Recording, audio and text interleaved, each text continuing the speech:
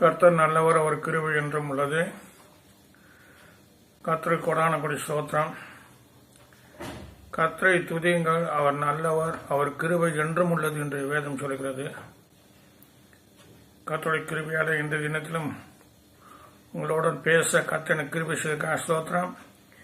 இந்த நாளிலும் கர்த்தருடைய வார்த்தையை தியானிப்போம். 2 கொரிந்தியர் அதிகாரத்தில் 2 கொரிந்தியர் 2வது அதிகாரத்தில் ஒரு வார்த்தை நான் வாசிக்கிறேன். 2 கொரிந்தியர் 11வது வசனம். சாத்தானாலே நாம் மோசம் போகாத படிக்கு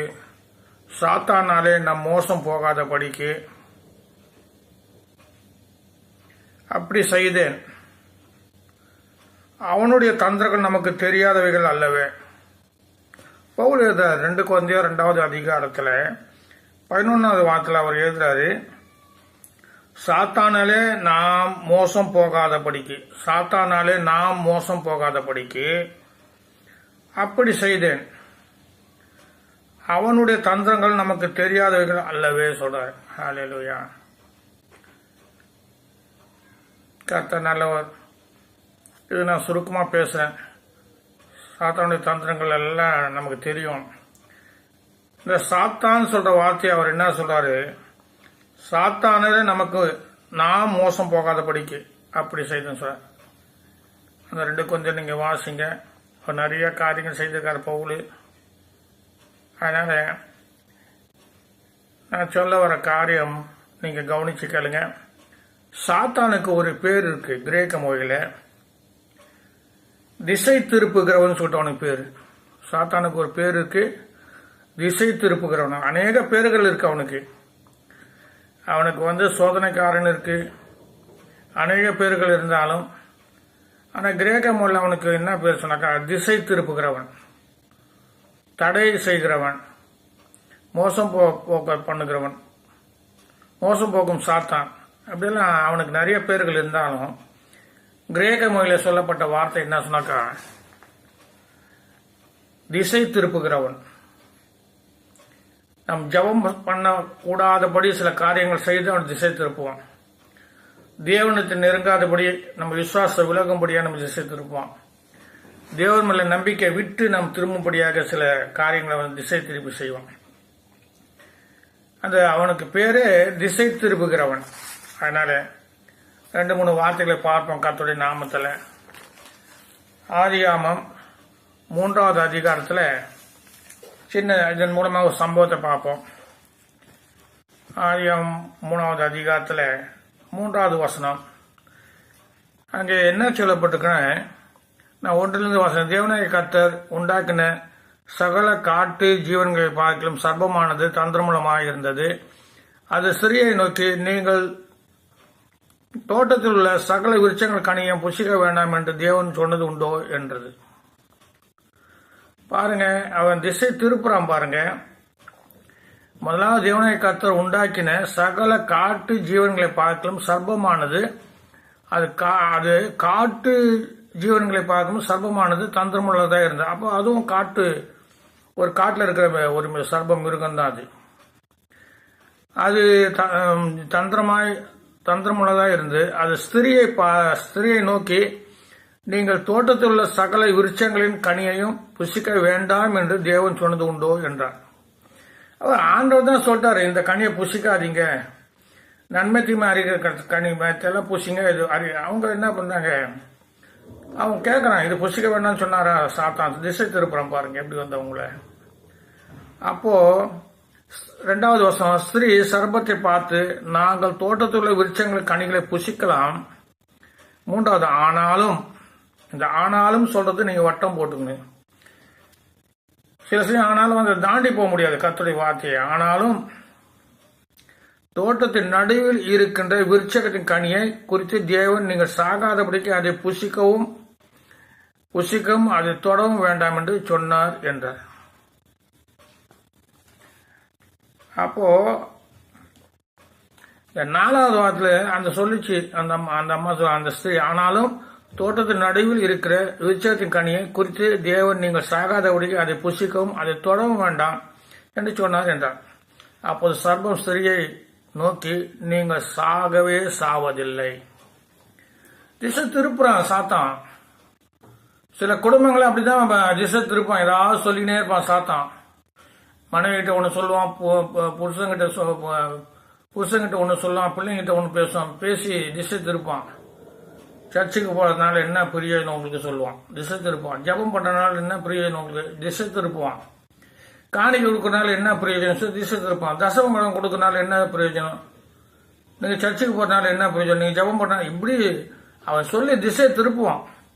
இத்தனை காலமா நீங்க ஜபம் பண்ண என்ன நடந்தது பாருங்க, உங்க வாழ்க்கையில் ஒண்ணுமே நடக்கல, சில காரியங்கள் அப்படியே தடையா இருக்க, உங்க மகளுக்கு திருமணம் ஆகல, உங்க பிள்ளை படிக்க முடியல, நீங்க கஷ்டப்படுறீங்க, வருமானம் இல்லை, இப்படி சொல்லி விசுவாசத்தை விட்டு நாங்கள் திசை திருப்போம்.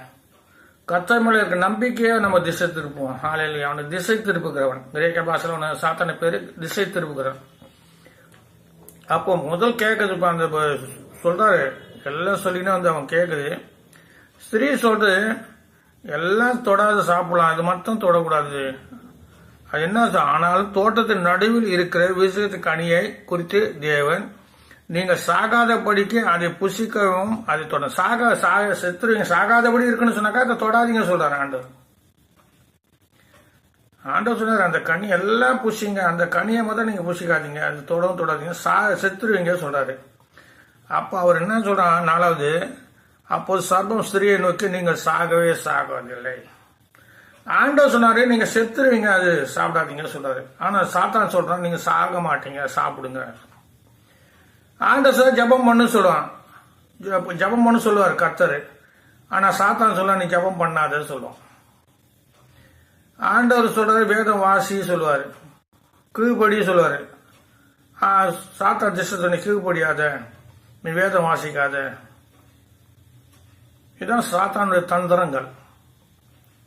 குடும்பத்துல என்ன பண்ணுவான், அவன் திசை திருப்புவான்.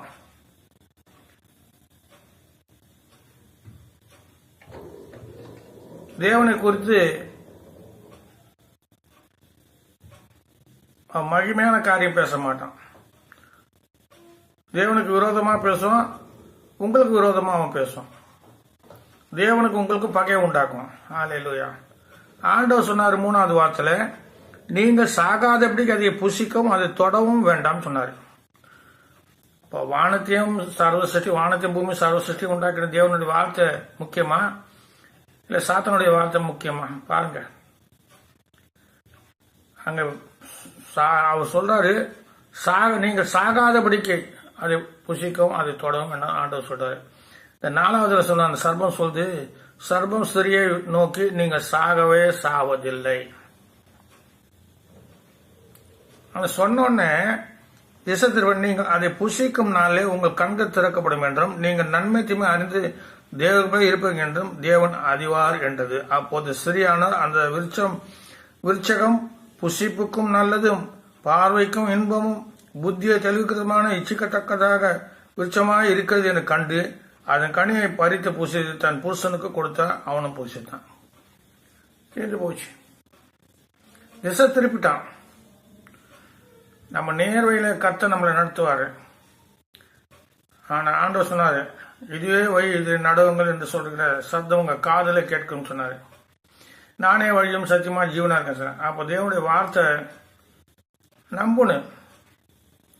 தேவன் சொன்னாரு, முதலே சொன்னாரு, புசிக்காத தொடாத சொன்னாரு, செத்துருவீங்க சொன்னாரு. ஆனா இங்க சாத்தான் சொல்றான், நீங்க சாவ மாட்டீங்க. திசை திருப்பிட்டான். என்னாச்சு கட்சியில? 2 பேரும் மறிச்சிடுறாங்க. ஆதாம் ஏவாள் 2 பேரும் மறித்தாங்க. அவன் சொன்னா சாக மாட்டீங்கன்னு சொன்னான் சாத்தான். ஆனா நீங்க ஆண்டவர் சொன்னார், நீங்க புசிக்கனால செத்துங்க. 2 பேரும் செத்தாங்க. ஹல்லேலூயா. இன்னொரு காரியம் பார்ப்போம். லூக்கா அதிகாரம், எல்லாரும் தெரிஞ்சதுதான். லூக்கா 4வது அதிகாரத்தில் ஆண்டவர்கிட்ட சாத்தான் பேசுறான்.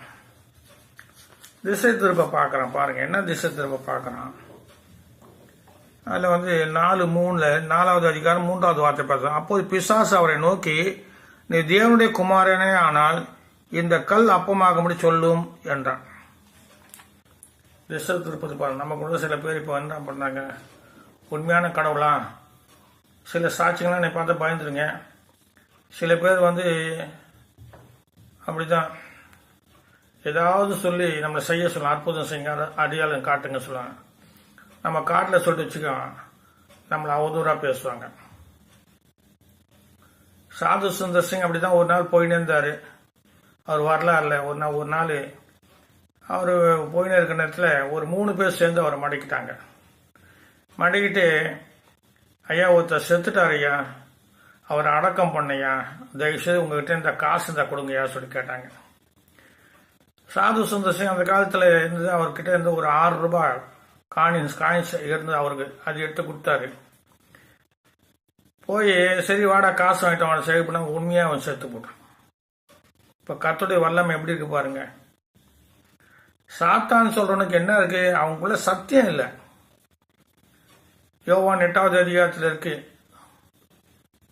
44வது வார்த்தை நினைக்கிறேன். அவனுக்குள்ள சத்தியம் இல்லை. சத்தியம் இருந்தாக்கா அவன் ரசிக்கப்படுவான். அவன்கிட்ட சத்தியம் இல்லை. சத்தியம் இருந்தாக்கா அவனுக்கு இரக்கம் இருக்கும். சத்தியம் இருந்தாக்கா அவன் மன்னிக்கிறவனா இருப்பான். அவனுக்குள்ள சத்திய வார்த்தை இருக்குன்னு, ஜீவ வார்த்தை இருக்குன்னு. ஜீவ கனியா என்ன பண்ணாரு, கடைசியில் என்ன பண்ற, அதை எடுத்து ஆண்டவர் ஒளிச்சு வச்சுட்டாரு. ஹல்லேலூயா. இதே போல என்ன சொல்றான், அவன் என்ன சொல்றான், கல்லே அப்பமாகும் என்று சொல்றான். அதுக்கு ஆண்டவர் தேவனுடைய வார்த்தையாலே பிழைப்பான்னு சொல்றாரு. திசை திருப்புறா இருப்பான். ஆண்டவர்கிட்டே வந்து அவன் திசை திருப்புறான். 2வது காரியம் அப்ப சொல்றாரு, அப்போ பிசாசு அவரை நோக்கி, நீ தேவனுடைய குமாரனால் இந்த கல் அப்பமாகும்படி சொல்லும் என்றான்.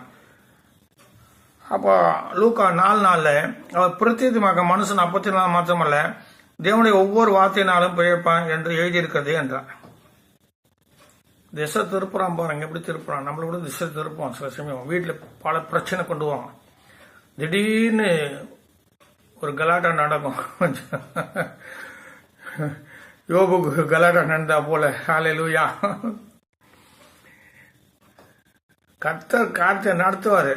கொஞ்சம் முன்ன பின்ன ஆகும், பொறுமையா இருக்குன்னு. கர்த்தர் சொன்னாரு, புசிக்காதீங்க சொன்னாரு. அது புசிக்காம இருந்தாக்கா அவங்க நல்லா இருந்திருப்பாங்க,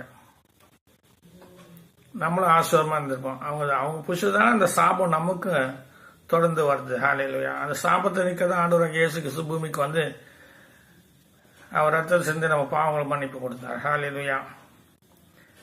பின்பு அவர் 2வது 5வது வார்த்தையில லூக்கா 4:5 பின்பு பிசாசு அவரை உயர்ந்த மலையின் மேல் கொண்டு போய் உலகத்தின் சகராஜ்யங்கள் ஒரு நிமிஷத்துல அவருக்கு காண்பித்து, இவர்கள் எல்லாவற்றின் மேலும் அதிகாரத்தையும் இவர்கள் மகிமையும் உனக்கு தருவேன். அவன் சொல்றான், நான் எல்லாமே உனக்கு தருவேன்னு சொல்றாரு. சில பேர்கிட்ட வந்து பிசாசு பேசுவான், நீ என்ன இயேசு கும்பிடுற, இயேசு வணங்குற, இயேசு பின்பற்ற, எனக்கு பின்பற்று, நான் எல்லாத்தையும் தருவேன்னு சொல்லுவான் சாத்தான். திசை திருப்போம். நான் ஒரு நாள் ஒரு 10 வருஷத்துக்கு முன்னே ஒரு சர்ச்சில் போய்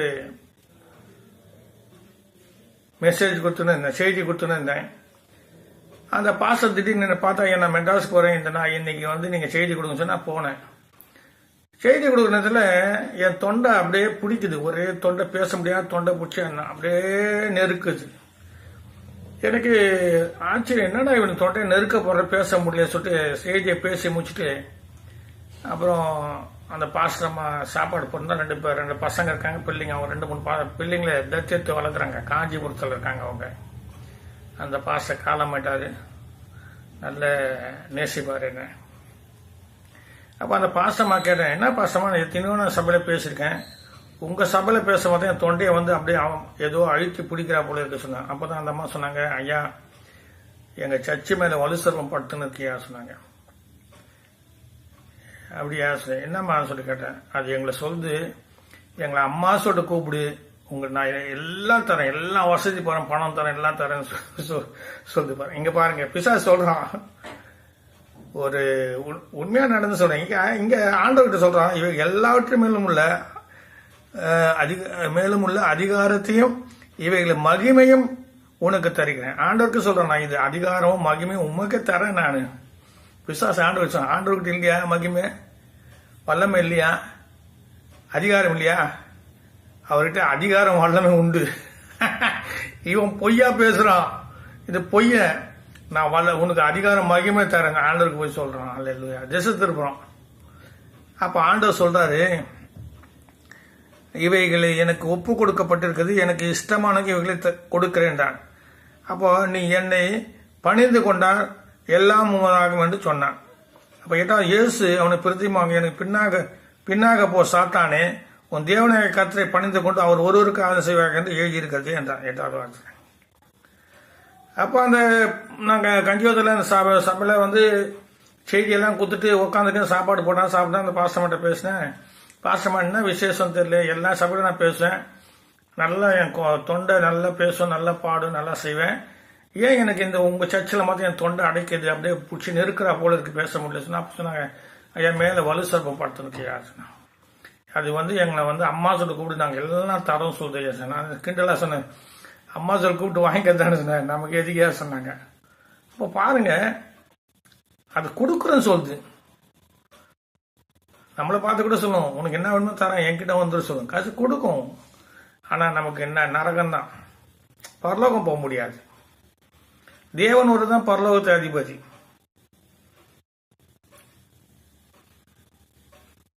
சரீரத்தை கொள்ளவருக்கு பயப்படாம ஆத்மா கொள்ளவருக்கு பயப்படுங்கிறது வசனம் இருக்கு. அப்ப ஆத்மா கொள்ளவர் நம்ம ஆண்டவராக இயேசு கிறிஸ்து.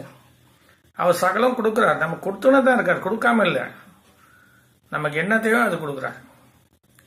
அவர் கொடுக்காம தன் ஜீவனை கொடுத்தாரு, எல்லாத்தையும் கொடுப்பார் இல்லையா? அதை காட்டலாம், அப்படிதான் சொல்லுவார், எல்லாத்தையும் கொடுப்பார் சொன்னான். கர்த்தர் நல்லவர். ஆண்டு போய் கேட்கறான். அப்போ ஆண்டு சொல்றாரு, நான் அவன் சொல்றான் தருவேன், உமக்கு தருவேன்னு சொல்றான். சில பேர் சாத்தாங்கிட்ட போயிடுறாங்க. நான் எத்தனையோ கிறிஸ்தவங்களை பார்த்துருக்கேன். மந்திரக்கார வீட்டாண்டு நின்று இருப்பாங்க ஐநாவத்தில். அந்த பாய் என்னை பார்த்தா சிரிச்சினே போவான். எல்லாம் ஸ்டிக்கர் ஒட்டி இருக்கும், வர வண்டியிலலாம் ஸ்டிக்கர் ஒட்டி இருக்கும். எவ்வளவு பரிதாபம் பாருங்க. சவுளை போல ஒரு பரிதாபம். தேவனுக்கு கீழ்படியான தேவன் அவனை விட்டு விலகுனால அவனுக்குள்ள பிசாசுக்கு வந்தது. தாவீது வாசிப்பான், தாவீது எத்தனை தடவை கொலை செய்யப்படும். அது போல கொலைகாரங்க தேவனை விட்டு விலகக்கூடாது. அவன் நம்மளை விட்டு விலக மாட்டாரு. காரியம் ஆகலை சொன்னா காத்துரு, காரியம் ஆகும். அவசரப்பட்ட தேவன் செய்வாரு. நீ தேவன் அந்த எந்த நேரத்தில் பிரசங்க சொல்றாரு, ஏற்ற காலத்து உயர்த்தும்படியாக 1 பேதுரு 5:7 இருக்கு. அதை தான் காலத்தை நேர்த்தியா செய்வார் பிரசங்க சொல்றாரு. விதைக்க ஒரு காலம், அறுக்க ஒரு காலம், சிரிக்க ஒரு காலம், அழுக ஒரு காலம், கட்ட ஒரு காலம், இடிக்க ஒரு காலம். அதனால இது ஆண்டவர் சொல்றாரு, ஆராதனை செய்வாங்க. அப்போ 9வது, அப்போது அவன் அவரை எருசலேமுக்கு கொண்டு போய் தேவாலயத்துக்கு வாரிகின் மேல் அவரை நிறுத்தி, நீ தேவனுடைய குமாரனை இங்க இருந்து தாய குதியம் என்ன குச்சிடே சொல்றான். சில பேர் சொல்றாங்க, நீ விசுவாசியா சொன்ன நம்மளுக்கு கேட்பாங்க, விசுவாசியா, நீ கர்த்தரை நம்புறியா, இது செய்ய அது செய்ய சொல்றாங்க. எதுன்னு சொல்ல தேவையில்ல. நம்ம சாத்தானுடைய பசங்க சொல்றதுக்கு ஒன்னும் வாய் பேசக்கூடாது, கம்முன்னு நாம ஆண்டவர் பார்த்துக்குவார்.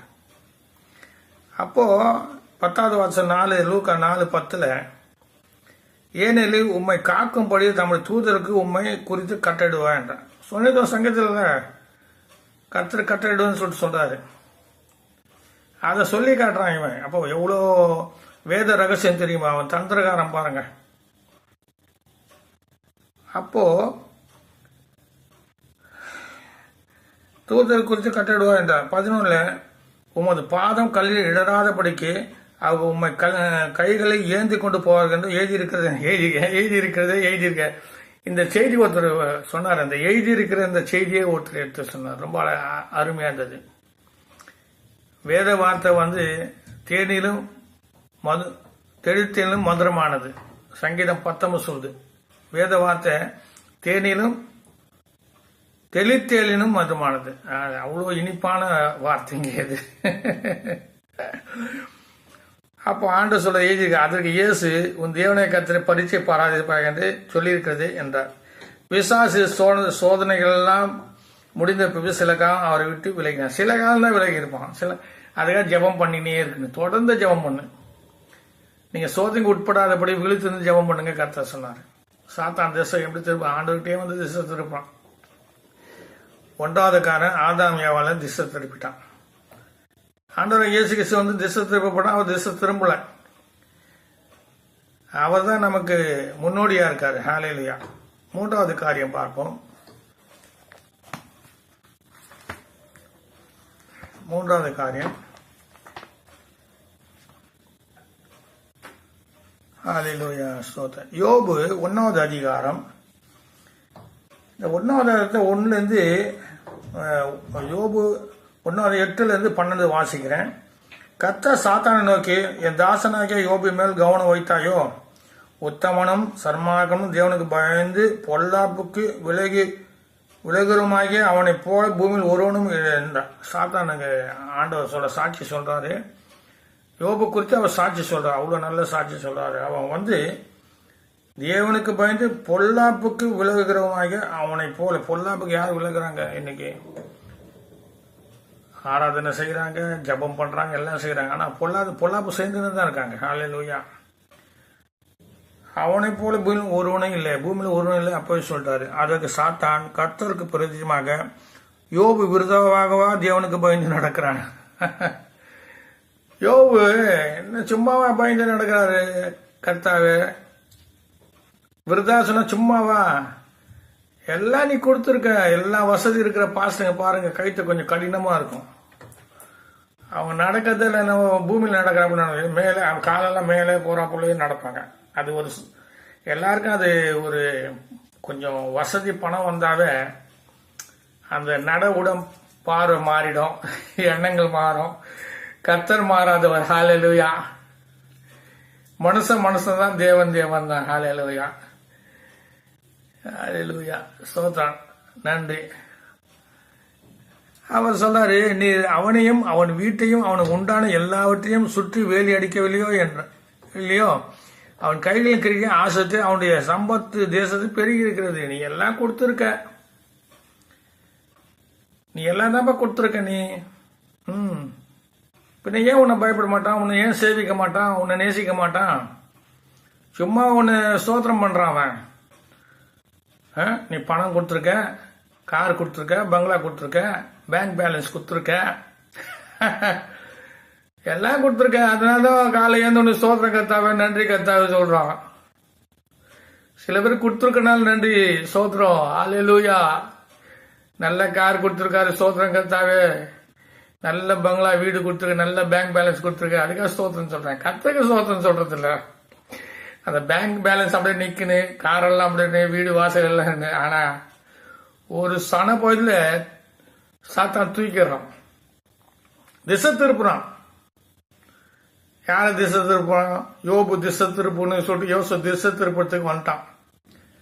ஆனா ஒருத்தன் வந்து சொல்றான், ஒட்டகம் போச்சு, மாடு போச்சு, ஆடு போச்சு, கைத போச்சு, நான் ஒருத்தன் தான் வந்தேன். இப்படி எல்லாம் சொல்லி பிள்ளைங்களே செத்து போச்சு. இப்படி எல்லாம் ஒரு நெருக்கம் வரும்போது திசை திரும்பிடுவான்னு சொல்லிட்டு சாத்தானோட எண்ணங்கள் திசை திருப்ப வரும். ஹல்லேலூயா.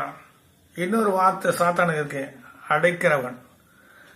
நம்முடைய ஆசீர்வாத கதவு அடைப்பான், நம்ம நன்மைகளுக்கு கதவு அடைப்பான், நம்ம ஜெபம் பண்ணாதபடி அடைப்பான். அடைக்கிறவன் நம்ம கதவு அடைக்கிறவன்.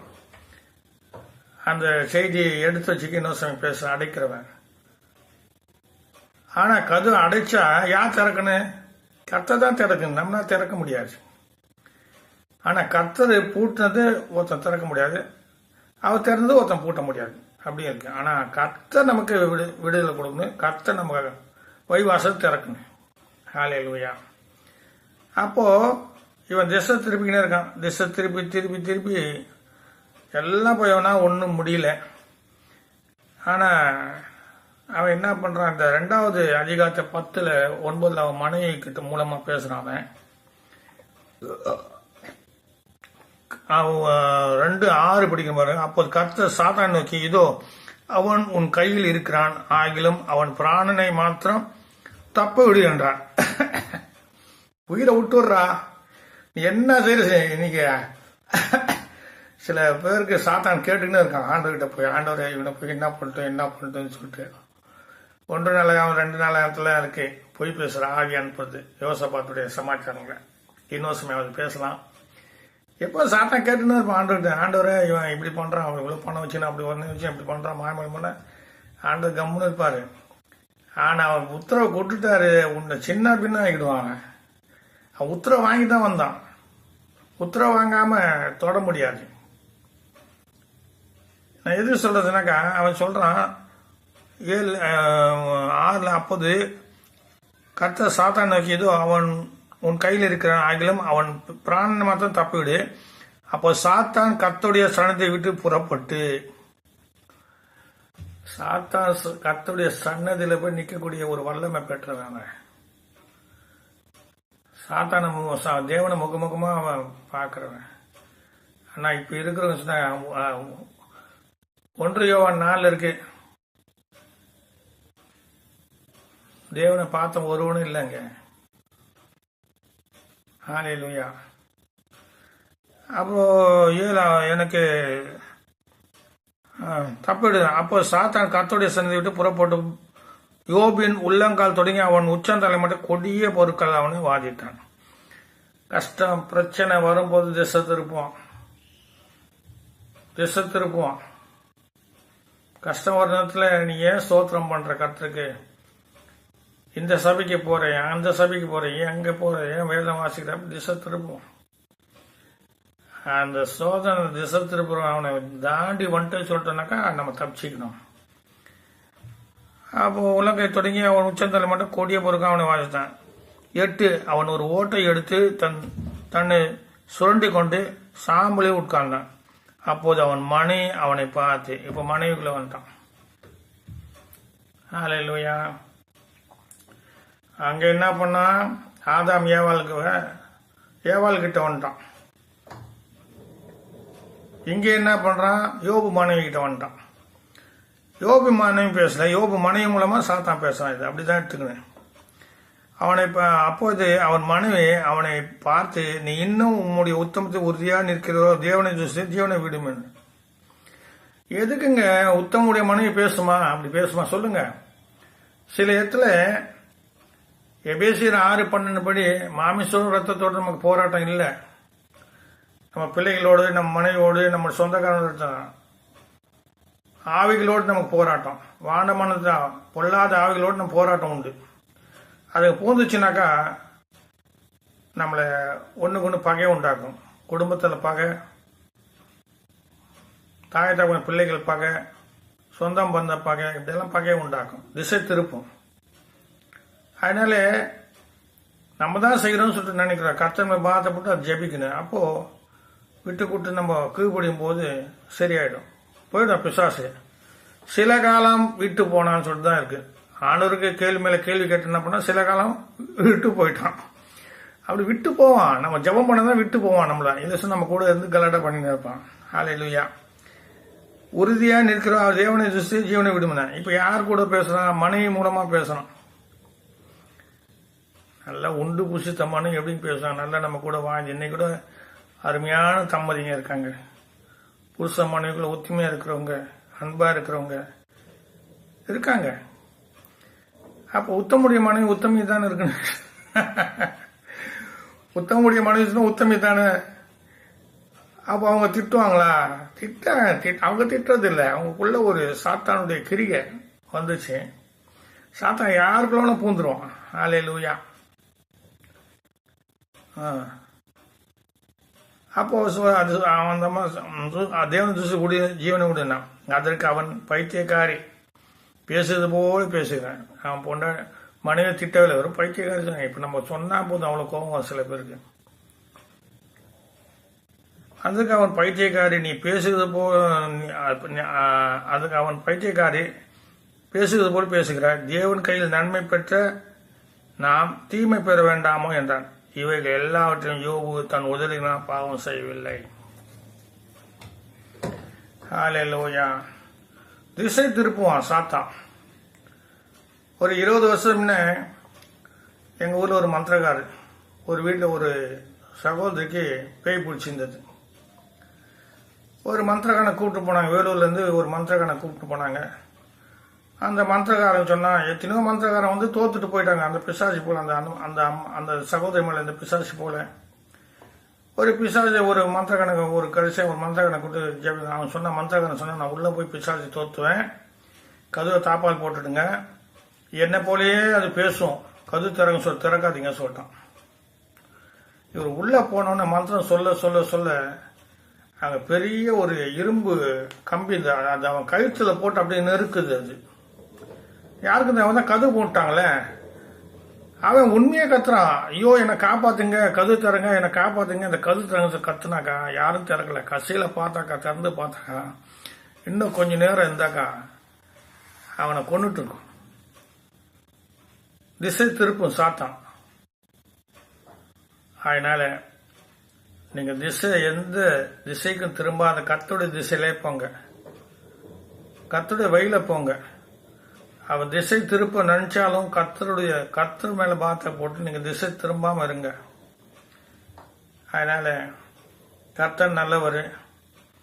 கர்த்தர் உங்க நேர் திசையில கொண்டு போ, நேர் வழியில. ஆபிரகாமுடைய வேலைக்காரன் சொன்னான், ஈசாக்கு பெண் பார்க்க கர்த்தர் நேர் வழியில நடத்தினார் சொல்றாரு. அது கூட உங்க நேர் வழியில கர்த்தர் நடத்துவாரு. ஜபம் பண்ணுங்க, கர்த்தர் நல்லவர். ஹalleluya.